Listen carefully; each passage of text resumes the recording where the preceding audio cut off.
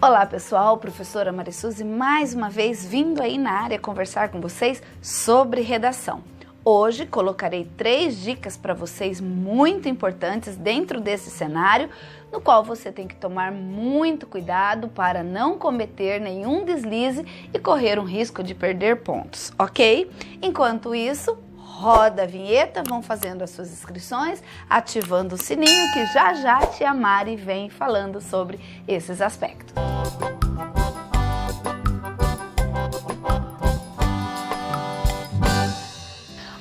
Ok, vamos lá. Meus amores, é o seguinte, você vai lá produzir um texto, nós vamos colocar aqui como base o texto dissertativo argumentativo, tá? Tanto modelo Enem quanto modelos vestibulares.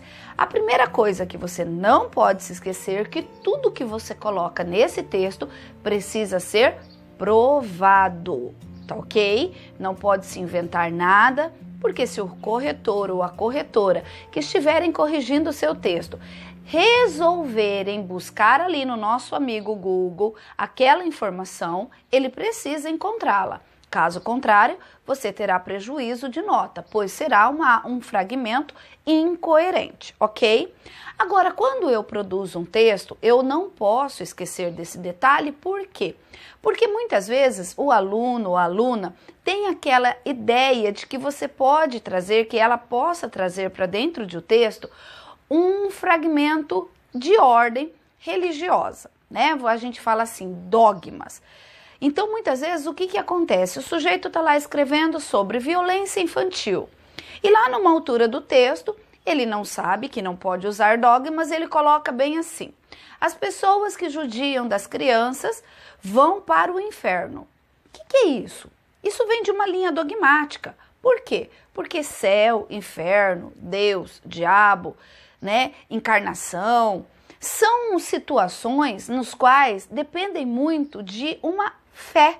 Você precisa ter a predisposição para acreditar que aquilo seja daquela forma, mesmo sem ter visto já, ok? Então, esse dogma, ele permeia em cima do quê? Daquilo que você vai crer ou não, dependendo do que você quer, ok?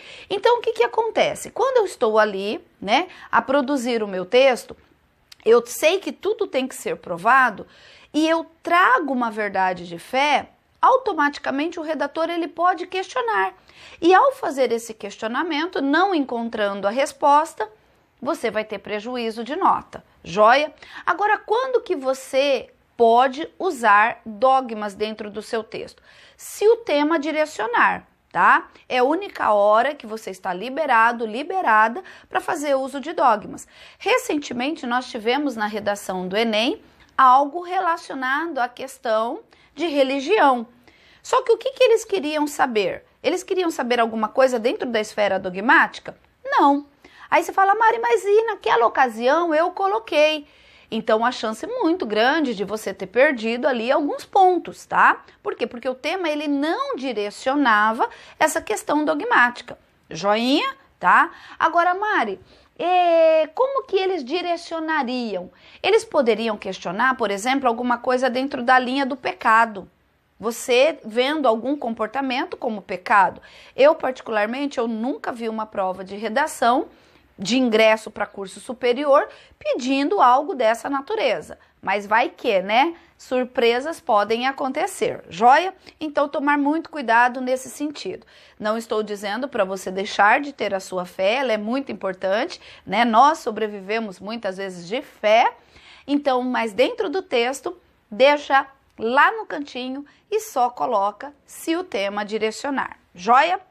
Outro aspecto que eu quero pontuar para você é com relação à questão da pergunta dentro de um texto dissertativo argumentativo.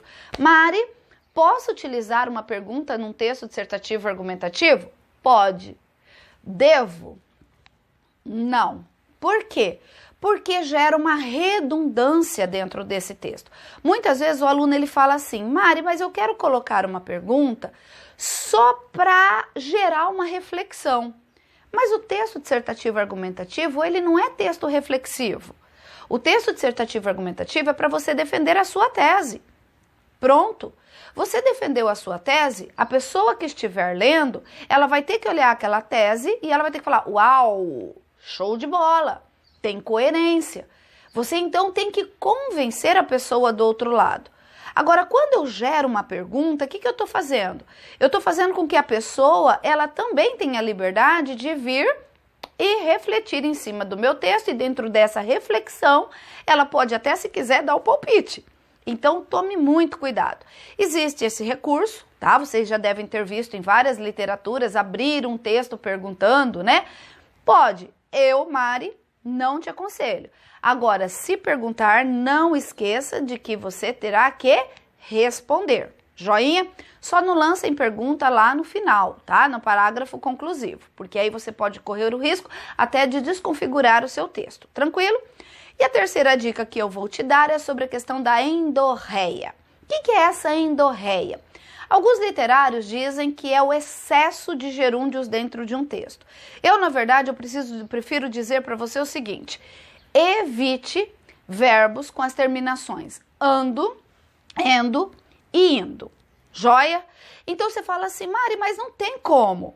A gente usa muito, sim, no linguajar coloquial, naquele linguajar informal. É usado bastante, né? Então, assim, a gente quando está conversando, olha aqui, ó, quando a gente está conversando, a gente usa. Agora, ali no texto, você precisa evitar. Por que tem que evitar? Porque o seu texto dissertativo e argumentativo, ele tratará de um problema pontual, de agora. Quando você coloca um gerúndio, significa o quê? Que aquilo não tem um tempo determinado para acabar. Não tem um tempo determinado para ocorrer. Tranquilos? Então, diante disso, evite ao máximo. Entenda a diferença entre gerúndio e gerundismo, ok? Espero ter ajudado vocês mais um pouquinho e até o nosso próximo encontro, se assim Deus nos permitir. Um beijo e se cuidem!